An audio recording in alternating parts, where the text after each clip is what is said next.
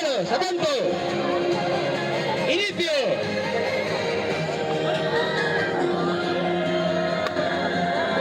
Punto en suave. Calificaciones. Veo que esta vez su brazo no ha fallado.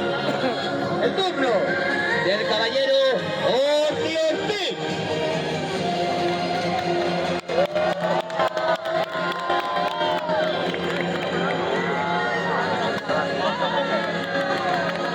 Caballero, el estafermo ha girado, pero la carga no ha sido eficiente. Por lo tanto, el punto no se les concede. Lo lamento.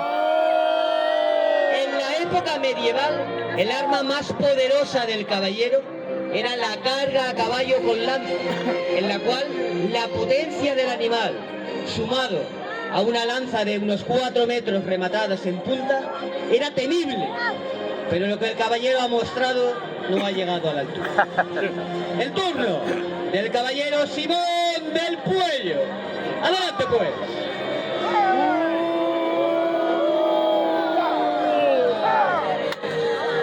Punto en su vez. El turno del caballero Berenguer III de Enteza.